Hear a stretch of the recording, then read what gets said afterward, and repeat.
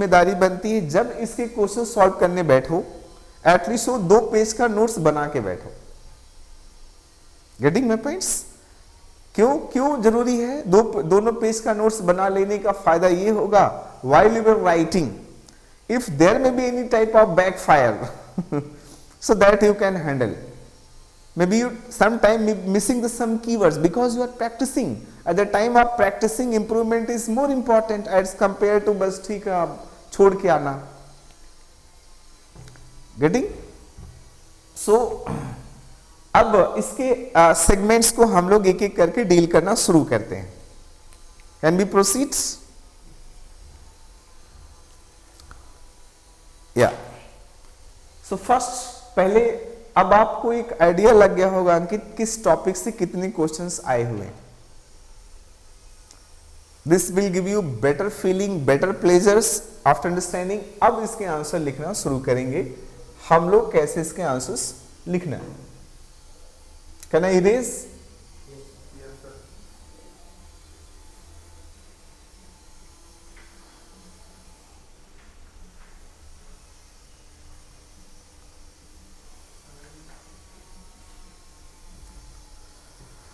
So see, question number 2, या इसके लिए क्या नोट्स बनाएं? How you should prepare notes for it?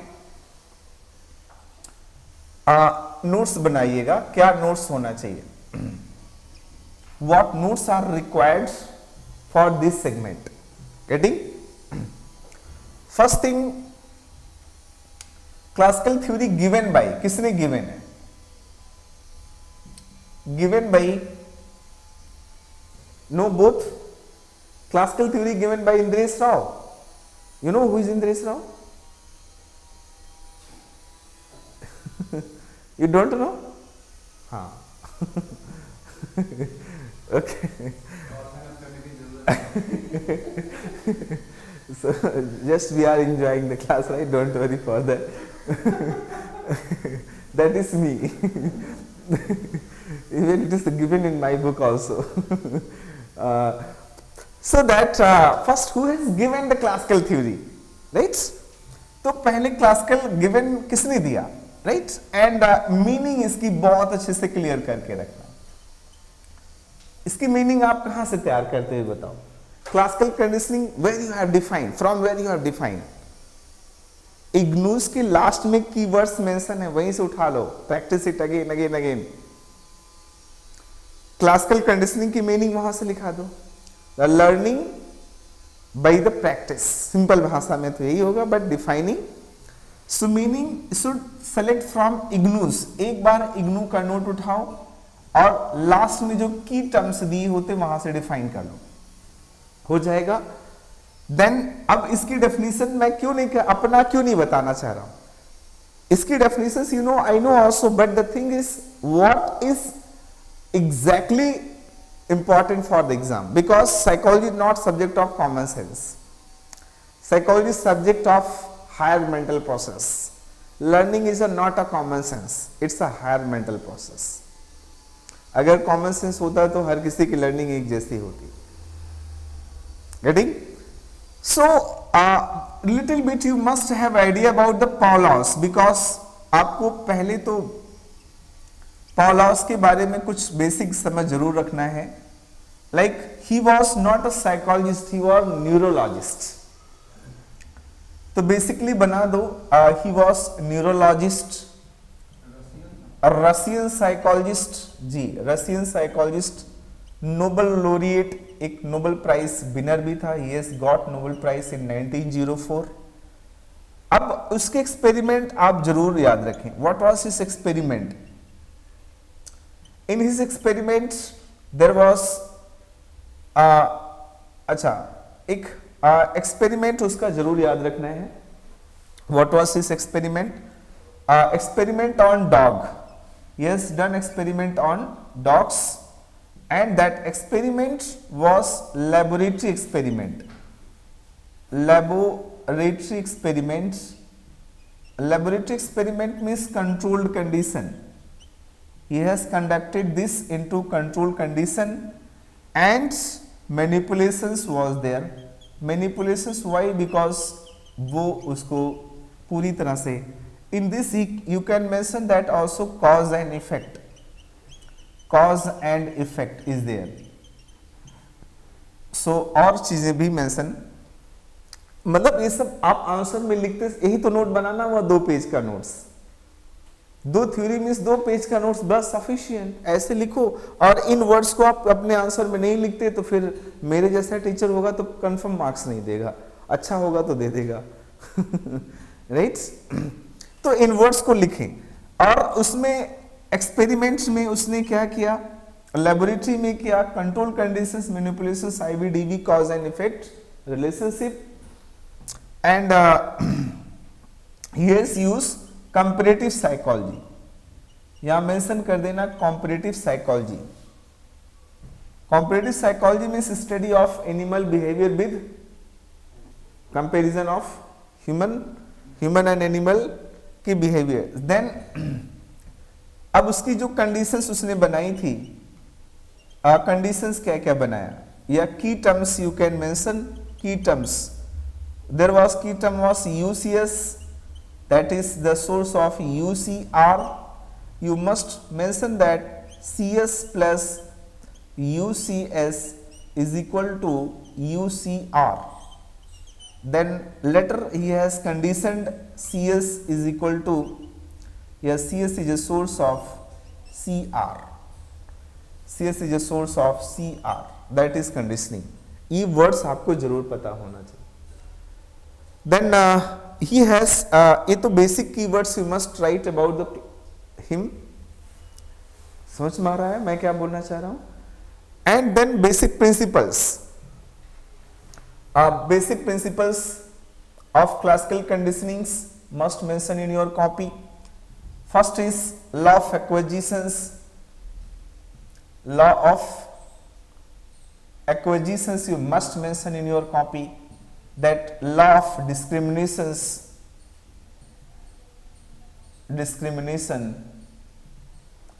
law of generalization,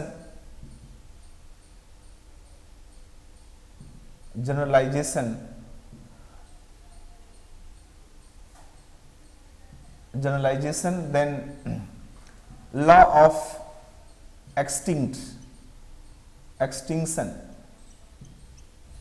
law of extinction. So only these laws, maybe one few more, right? Basic principles you must mention in your copy. Notes ये बनाना होता, while because this is not age of your copywriting and so many, अब आप सीधा main बातें लिखो। और classical conditioning में सब नहीं लिखोगे तो मैं तो मेरे जैसा रहेगा, मार्क नहीं देगा, अच्छा होगा तो जरूर दे देगा। Getting?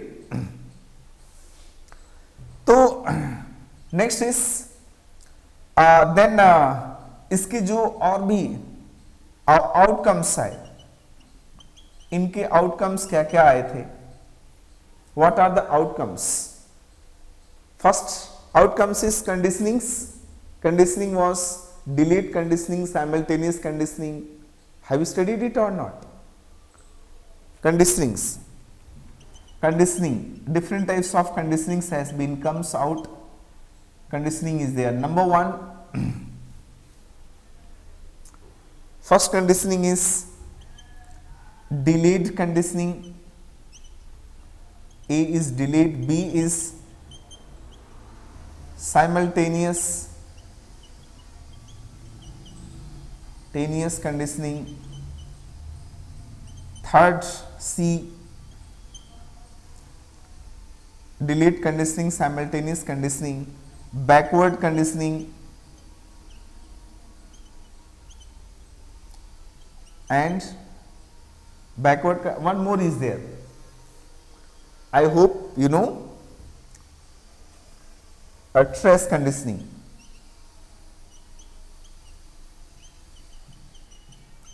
You must understand these terms, maybe more. Like there is some of the temporal sequence, outcomes like temporal sequence. Maybe there is a concept of reinforcement. reinforcement. And while you are going to write the classical conditionings, other name of classical conditioning, other names of classical conditionings, what are the others name of classical conditioning? Number one, that is, it is also called RS conditioning, RS principle. It is also called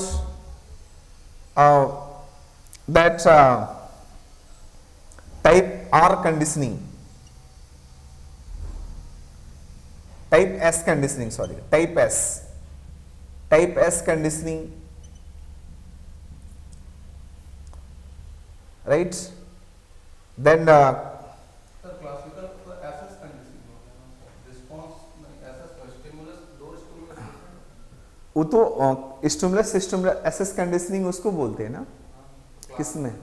operand में हो गया operand में sir हम response जी, operand में sir ये response particular response SS conditioning भी बोल सकते हैं, हाँ ठीक है, स्टिमुलस के बदले में SS conditioning, right?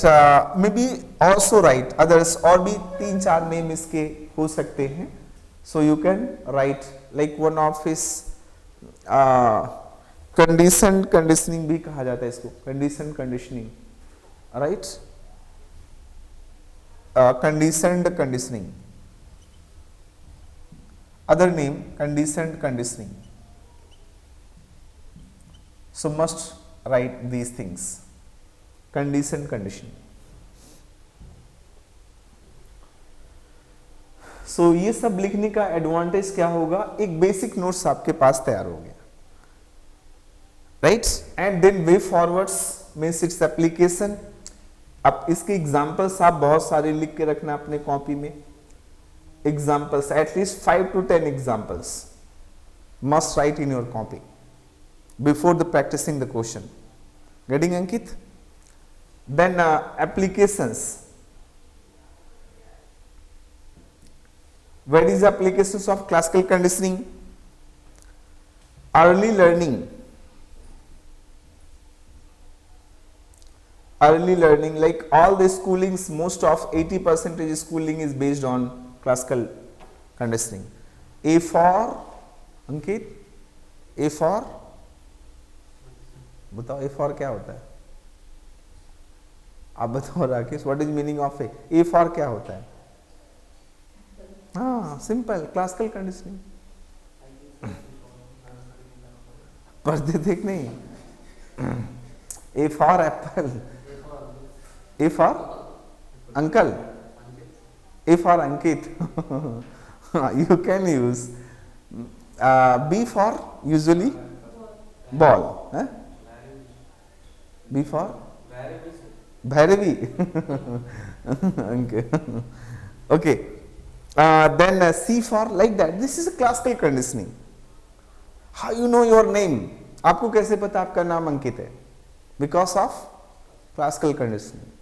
How know your religions? Because of classical conditioning. Classical conditioning is basically a process in which we slowly learns वो चीजें जो हमारे जीवन से कोई रिलेटेड भी नहीं है, बट धीरे धीरे, लाइक मेरा नाम, मेरा घर, मेरा परिवार, that is because of classical conditioning. रोते हैं आप कि मेरा मार्कर टूट गया, मेरा मार्कर खो गया, my things are because of classical conditioning. Similarly you must have idea about the operant conditioning. Getting? So operant conditioning के भी बेसिक्स आपको जरूर मालूम होने चाहिए. सो अब आपको हेल्प मिल गया होगा कि नोट्स कैसे बनाना है. For the writing of means do not write too much points. बेवजह इतने मोटे मोटे नोट्स लेके बैठ रहे हो, it means you are going to waste your time.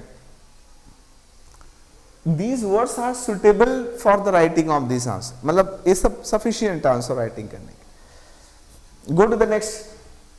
Then next is इसका operant conditioning. What is the basic idea of operant conditioning?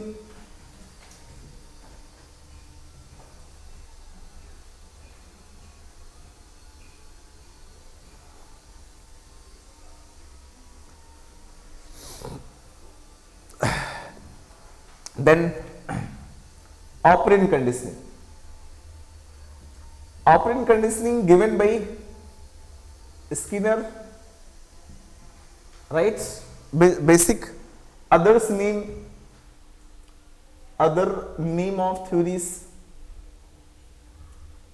इनकी थ्योरीज के दूसरे नाम क्या क्या है? Like type instrumental learning. It is also, so mention that names also in your copy, because the keywords जितना ज्यादा आप उसको लिखेंगे उसी को यूज करेंगे, that is your expertise. Then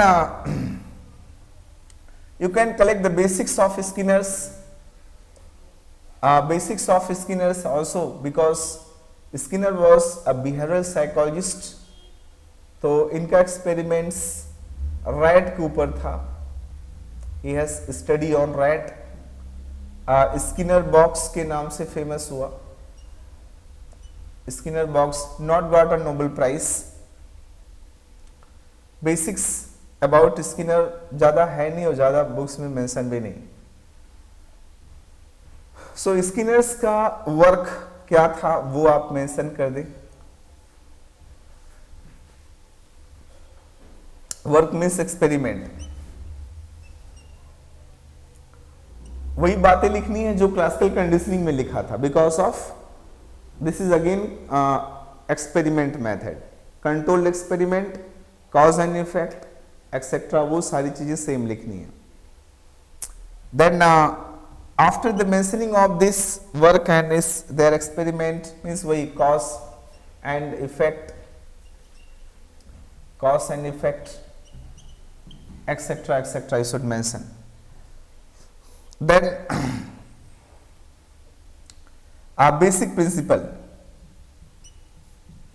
basic principle was here, that is learning by doing.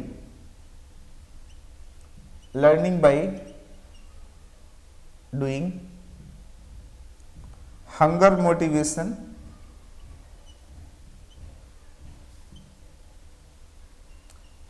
motivation, other basic principle what he has been work, that is training. For the training, reinforcement is important.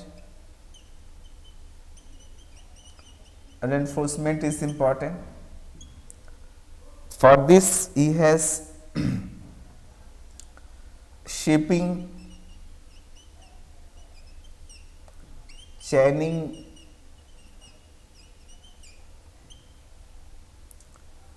then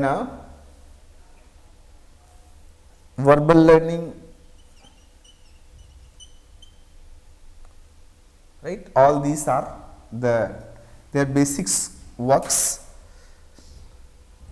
And now you need to highlight their other works is reinforcement, but no need of it here. So this is sufficient. And again it is used for simple mental process, simple as well as complex mental process. Simple and complex mental process is to write. जब आप कोई भी note बनाएं तो आप अपनी copy में क्या क्या लिखते हैं वही आपका इंजीनियरिंग है. इफ बहुत नहीं 10 वर्ड 20 वर्ड ही लिखना है. देखो मैं इसमें बहुत ज्यादा नहीं खेल खेलना. 10-20 word is sufficient for the writing of the answers if you are reading from any books. Don't copy the sentence if you are at that level, तो फिर तो अभी मेंस आपके लिए दूर है. Then similarly go to the next segment. इसके बाद जो इसमें आप मतलब simple and complex mental process, ये simple and complex mental process दोनों पर लागू होता है. It is basically psychomotor learning,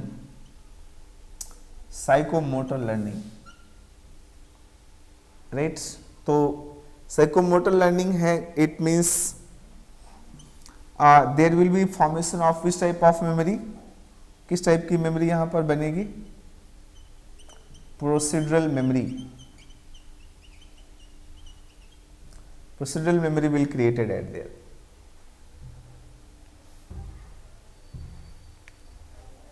Got? There will be formations of procedural memory.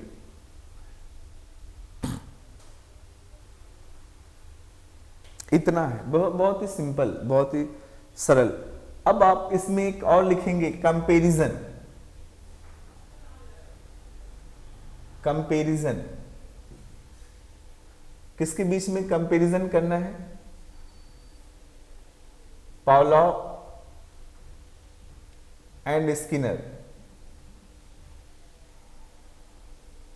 Here is Pavlov and Skinner. Similarity. Then our next point is similarity. दोनों में similarity क्या है? Similarity between whom? Pavlov and Skinner. Must understand that. जरूर पता होना चाहिए। अगर आपने आंसर्स अपनी कॉपी में नहीं बनाया तो कुछ नहीं होने वाला। सिर्फ पावलोव लिख के रख दिया, स्किनर लिख के रख दिया तो फिर तो कुछ नहीं होने वाला। फिर होने क्या वाला है? यू मस्ट नहीं, फेल वर्ड तो कभी सुनना ही नहीं अपनी लाइफ में। नहीं, अभी इसको प्रैक्टिस करने का टाइम है ना। बहुत सिंपल। ऑप्शनल में अगर किसी के 300 मार्क्स लाने हो तो मुझे नहीं लगता कि अगर सही स्ट्रैटेजी बना करके वो काम करे तो नहीं। आप सोच कर तो देखो ना, ऐसे मार्क्स नहीं आएंगे। प्रैक्टिस तो करो। अभी कॉन्सेप्ट्स क्लियर है ना? Right now see the question number. Question, अब पहला क्वेश्चन बताइए इससे कौन सा रिलेटेड था? Question number 2, give an adequate descriptions of classical and operant conditioning situations and compare them with respect in the natures of reinforcement and the kinds of response are learned. Underline कर लेना क्या क्या करना है इसमें। Adequate description, first word is adequate description. What descriptions you will provide at there? क्या description लिखोगे आप बताइए? जो मैंने descriptions बोला यही तो लिखना है ना आपको। Able to write or not? Getting? Able to write? Second part, हाँ ना बोलोगे तो ठीक है। बाबा रामदेव कहते हैं ना, करने से होता है। तो आप भी कुछ अनुलोम विलोम करेंगे तो होगा। Then and compare them. Compare करने के लिए कह रहा है, इसका मतलब हियर इज कंपेरिजन। कंपेयर में कैसे कंपेयर करोगे? बोथ में सिमिलरिटी क्या है, दोनों में डिसिमिलरिटी क्या है? कंपेयर करने में this. What are the similarity between them? Both have done experiment. Experiment तो भी कौन सा experiment? Classical, no, laboratory experiment. तो दोनों में हाँ? इसमें पूरा सर nature of reinforcement और kind of response के context में दिया हुआ। Compare them with respect of the nature of reinforcement. यहाँ reinforcement पहले दिया जा रहा है, बाद में दिया जा रहा है। पहले वाले में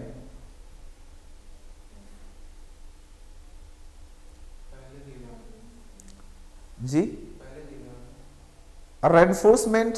व्हाट इज द रेनफोर्समेंट? तो रेनफोर्समेंट के कॉन्टेक्स्ट में इनको कंपेयर करो। इन अ क्लासिकल कंडीशनिंग में रेनफोर्समेंट का सोर्स क्या है? Food. Getting? And in the operant conditioning there is again food. तो दोनों में सिमिलरिटी क्या है कि दोनों में डिफरेंस ये है कि one is doing by learning है and there is learning and then doing वाली बातें हैं। पहले वाले में लर्निंग एंड डूइंग है, दूसरे में डूइंग बाय लर्निंग है। राइट? और इस दोनों में क्या है कि इसमें जो क्लासिकल कंडीशन, जो इसमें रेनफोर्समेंट मिल रहा है किसमें? दैट इज क्लासिकल कंडीशनिंग्स में। इसमें positive reinforcement is given. Why positive reinforcement? Because they have given food and sometimes they have not given foods also. So there is use both type of reinforcement, positive and negative. Getting? But in the operant conditioning में mostly they have given what? Positive reinforcement. Right? In a classical conditioning schedule was not fixed, but where was in operant conditioning there was in schedule, एक partial enforcement के form में मिल रहा था. Getting? सो वो points आप mention कर सकते हैं इसमें जो जो आपने सीखा है, आपको पता है. गेटिंग? और इसके रेनफोर्समेंट के रेनफोर्समेंट तो पढ़ा है कि नहीं पढ़ा है? तब ठीक है. Then the next theme is, इसका नेक्स्ट पार्ट है kind of responses are learned. इसमें क्या पहले क्लासिकल कंडीशनिंग में क्या रिस्पॉन्स करना सीखा है? What type of response they start to learn? पहले वाले में right start to salivation, biological behaviour करना शुरू किया है पहले इन क्लासिकल कंडीशनिंग में. स्टार्ट टू स्लाइवेशन, सलाइवा निकालना शुरू कर देता है. दूसरे वाले में क्या रिस्पॉन्स करना सीख ले जाता है वो? That is psychomotor. Psychomotor response means वो लीवर को दबाना सीख जाता है. So both are different. You can mention more points related to it. Getting? So the basic theme आप इसका बनाएं और वहां से इसको प्रोसीड करते हुए चले जाएं. अगर लिख सकते हैं तो ठीक है, फिर मैं इसको एग्जैक्टली बताऊं. Able to write? Next question number next. Question number 8. Can sustain the statement much over the behavior in the result of classical and operant conditioning. सीधा सीधा पूछ रहा है कि, तो अब देखो यहां पर क्वेश्चन में क्या पूछा, हाउ मच मार्क्स, कितने मार्क्स में आया हुआ है? मैं नहीं मेंशन है, पुराने समय का क्वेश्चन. ये आ सकता है, अभी भी एग्जाम के लिए रिलेवेंसी इसका बना रहता है.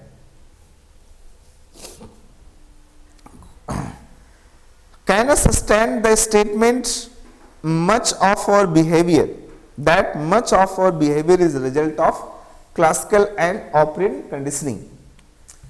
तो अब आप इसका आंसर लिखते समय क्या चीजें ध्यान में रखेंगे आंसर में? Question number 8, while you are writing the 8th answer, frame बना लो, इसका फ्रेम बनाते चलना. इसमें सबसे पहले you should mention that defining terms of classical, defining of, दोनों डिफाइन करना पड़ेगा. क्लासिकल क्या होता है एंड देन ऑपरेंट क्या होता है, दोनों आपको यहां पर डिफाइन करना ही पड़ेगा. कोई आपके पास ऑप्शंस नहीं. अब इसको डिफाइनिंग के लिए आपको कितने वर्ड्स लिख सकते हैं? मैक्सिमम 20 से लेके 30 words. Do not waste more than 30 to 20 words से ज्यादा.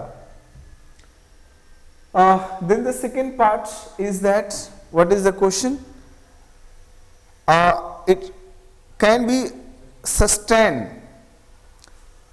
much of our behavior, right? From the much of our behaviors बोल रखा है ना, तो आप ऐसे लिखेंगे behaviors derived from classical conditioning.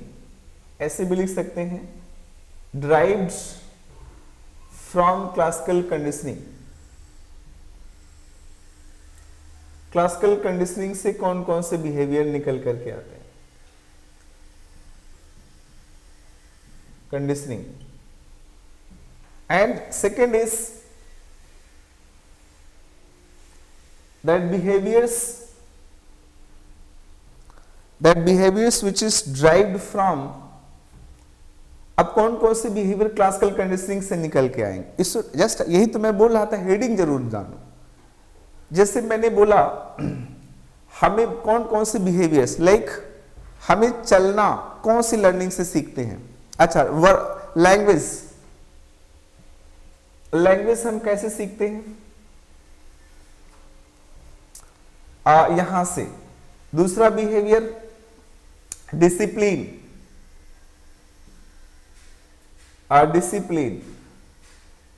Discipline हम कहां से सीखते हैं? By classical conditioning. Is it possible by operant conditioning? Usually, right.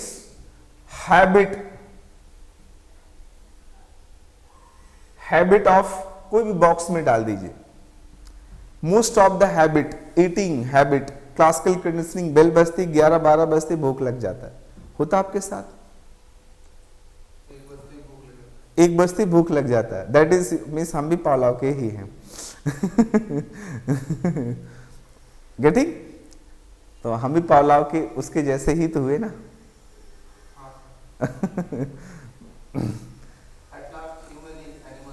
Human is also animal. तो हैबिट्स हमारी कहां से बनती है? Most of habit, daily routine के हैबिट्स कहां से बनती है हमारी? क्लासिकल। रिलेशंस, फोर्टिस, जो हमारे रिलेशंस होते हैं वो कहां से बनते हैं? क्लासिकल कंडीशनिंग से। Suppose you are meeting someone once continuously, like Ajay is not in class, Ankit is calling, Ankit मेरे साथ रोज मिलेंगे, धीरे धीरे हाय हेलो होते होते होते हो सकता है कि एक दूसरे से अच्छे बहुत दोस्त बन जाए। Is it possible? Have you notice it और नॉट? हैव यू नोटिस सामने वाली खिड़की में चांद का टुकड़ा रहता because of classical conditioning. Is it true और फॉल्स? तो relations formed by this, even अगर सच में होता कि आपके पास टाइम नहीं तो आपके दोस्त की संख्या कम हो ही जाएगी। क्यों दोस्त के नंबर्स कम हो जाएंगे? बिकॉज आप मिलने नहीं जाएंगे, बैठेंगे नहीं उनके साथ, फ्रेंड्स बनेंगे नहीं। फ्रेंड्स तभी बनते जब आप उनके साथ समय पास करें। देन तो देखो relations, language, habits, then academics. Academics also comes from classical conditionings. How? Like we learn lot of values, morals by classical conditionings. Even we don't know our names, our genders, our religions, all that learned by academics, by classical conditionings. Getting? So these are even so ऐसे तो इस at least you should write, इसमें आपके 30 to 40 words should be there. Third part, इस answer का third part, behaviour driven by या driven from which conditioning? Operant conditionings. So you can mention a lot of behaviors which is derived from operant conditioning, like running. Getting my points? Running how can improve? By practice. Ji? Cycling also. Like practice जहाँ पर involve होगी, practice like trainings also, skill development of anyone will be possible, like doctor, medical, कुछ भी बनेंगे by the operant conditionings। और इंसान को चीड़ेंगे फाड़ेंगे तभी समझ में आएगा कि है क्या human body. So operant conditionings play important role at there।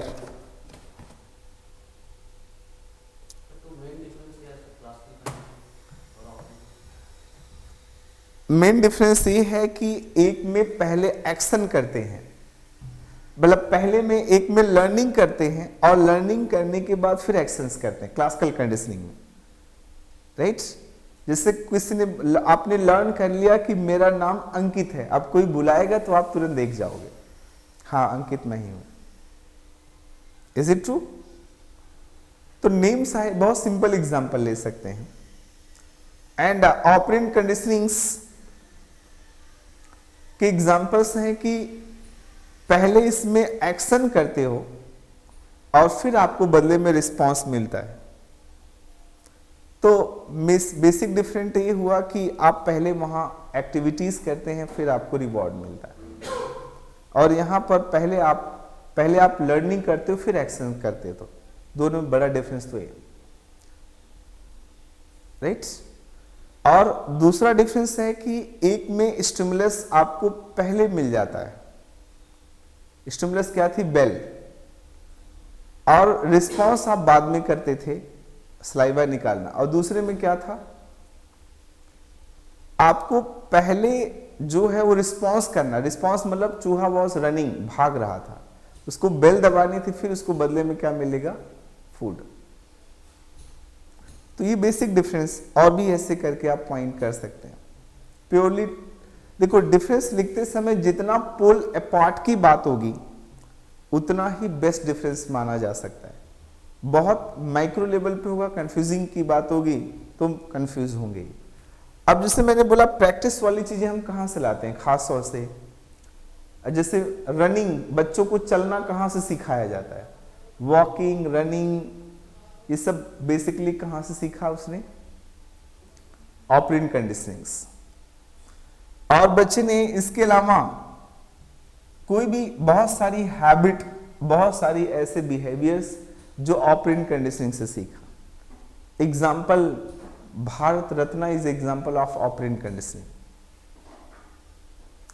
All the rewards are the operant conditionings. तो जितनी भी रिवॉर्ड्स मिलते हैं आपको, सारे rewards and punishment, like food habit, जो फूड हैबिट बनती है वो भी किससे बनती है, if you feel better after eating तो you will go to eat again that food. तो यहां से इसके अलावा हमारे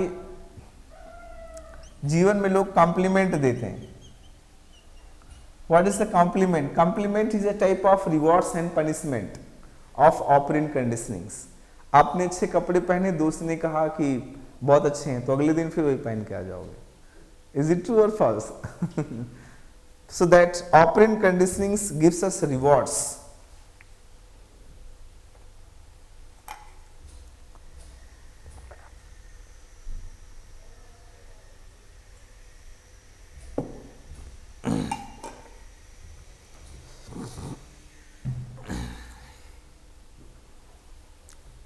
और क्या हो सकता है? मे बी मोर।